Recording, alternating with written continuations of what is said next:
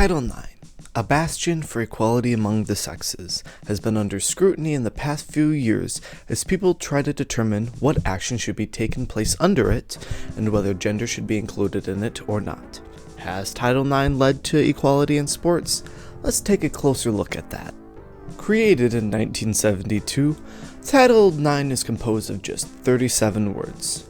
No person in the United States shall, on the basis of sex, be excluded from participation in, be denied the benefits of, or be subject to discrimination under any education program or activity receiving federal financial assistance. While it was written and official law in 1972, the regulations surrounding it were not finalized until 1975. With that came a whole slew of people disagreeing over them. A journal article published it in 1976 by Andrew Fischel collects a group of comments submitted to the Department of Health on the regulations and compared their comments to the comments of the Women's Equity Action League, as their comments were extremely publicized and seen at the time as representing the women's side. Some interesting trends emerge. The main topics of debate were whether to look for sex bias in textbooks and get that removed, whether to ban all single-sex courses with the exception of sex education, whether to prohibit single-sex domestic scholarships, except scholarships awarded as part of affirmative action plans, whether to mandate that permanent part-time employees receive fringe benefits, whether to mandate equal contributions and equal benefits in retirement plans, and whether to have maternity leave be treated the same as other temporary disabilities. Some trends that emerge from this is that all athletic groups that submitted comments did not want all physical education classes to be forced co-ed. They wanted the ability to still offer some single-sex classes. 78% of the individual college and university administrators disagreed with all of the positions of the WEAL except for treating maternity leave like a temporary disability. Those typically in favor of WEAL were student groups, national government commissions, teacher groups, and women groups, while those typically against were higher education groups, college and university administrators, and state school board associations. In the end, only 2 positions were changed, based on WEAL's recommendations, those being integrated classes except for sex ed, and maternity leave being treated as a temporary disability. The article ends by saying, the implementation of the Title IX regulations can be expected at times to become stormy, and history has proved that true. So, why was Title IX even needed then? Well, throughout the 20th century, this idea developed that separated women's and men's college sports. Women played, men competed. Men's sports became a source of income for colleges and universities, so the focus shifted to winning championships and competing. During the early to mid-1900s, women's sports were more intramural and would only really get a chance to compete against other schools during sports days or play days. Even when there were championships, they were low-key. The implementation of Title IX came with the threat of losing federal funding, so colleges and universities were forced to comply. Women's teams sprung up all over the place and were competing against other colleges. So, why are things not yet fully equal? Well, as most things do, it comes down to money. Colleges are not able to restrict access and participation to sports, but they're not required to always contribute the same amount of money. Drawing on an article published in the Journal of Higher Education in 2000, looking at the finances of college sports from 1927 to 1997, in 1997, the percentage of a varsity athletic department's budget that women's sports took up was only 14%.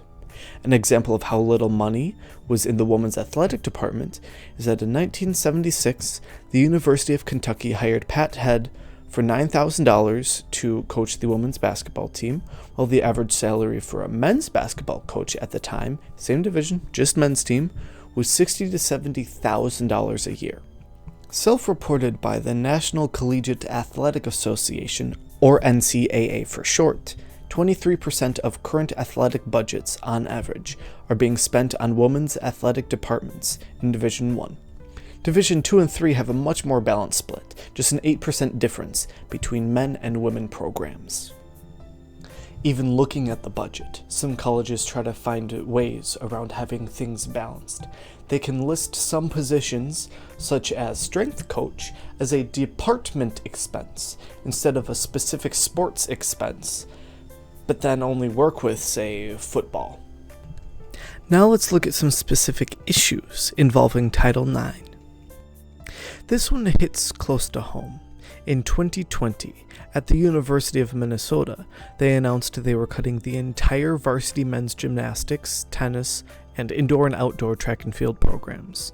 The women's track team then organized a march with over 400 athletes protesting the cuts. The outdoor track team was reinstated a month later, but the other sports still got the cut. University of Minnesota said that it cut the sports as a result of Title IX, trying to balance the number of athletics while also balancing the budget. This feels like a slippery slope, cutting sports instead of increasing the number of student athletes. How has the law altered Title IX? Well, there have been a number of monumental cases involving Title IX. Let's look at some of these. Cannon v. University of Chicago 1979 led to the ability to sue institutions as an individual. Up till then, it was the idea that you had to follow administrative procedures, but after this case, people could directly sue institutions if they were discriminated against under Title IX. Another monumental case that builds off Cannon v. University of Chicago was Franklin v. Gwinnett County Public Schools 1992, in which it was deemed monetary damages can be awarded in the case of violating Title IX. Now institutions could be hurt for not following Title IX, where it really hurts, their pocketbooks.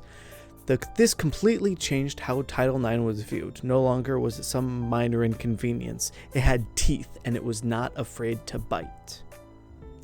A blow to implementing a team under Title IX would be Cook v. Colgate University 1993, where some ice hockey club members have been trying for over 10 years to create a women's ice hockey team. Finally, a group of club members sued Colgate University, arguing that they are being discriminated on based off their sex. The courts agreed, stating that Colgate needed to make a team. Colgate appealed, saying that by the time the club would be created at all, the woman would have graduated, thus not eligible to play, so they should not need to make the team. The courts then agreed with the university, and no team was made. A case that was the foundation for University of Minnesota's decision in 2020 was Challenor et al. Versus University of North Dakota, in which it was deemed acceptable to cut men's teams instead of trying to raise women athletes' numbers. While not the best solution, still a solution. How can we then improve the implementation of Title IX actions? Well, an article published in the Journal of Higher Education in 1981 analyzed 8 institutions where Title IX actions were put in place. In Virginia, of similar diversity in terms of sex and available athletic programs, and seeing how effective they were over a 5-year period. Their theory states that the implementation of policies, including Title IX, takes place over 4 periods: infusion, preparation and policy formation, trial and transition, and policy execution. A key takeaway from this study was that administrative leaders are unbelievably important to implementing efforts, especially in the first 2 periods. To properly implement Title IX policies, you need leaders whose morals and values align with what Title IX is trying to accomplish. Additionally, funds given out to help Title IX policies are better used for specific actions, like the hiring of someone qualified to run the women's athletic, than just dumping money into a budget and calling it a day. Those qualified leaders can do more with their power than the extra money in an underfunded athletics department. Additionally, the government should step in and communicate to various sports associations, like the NCAA, that have large influence. Even if the government is trying to get colleges to do something, large sports associations have incredible sway over the colleges.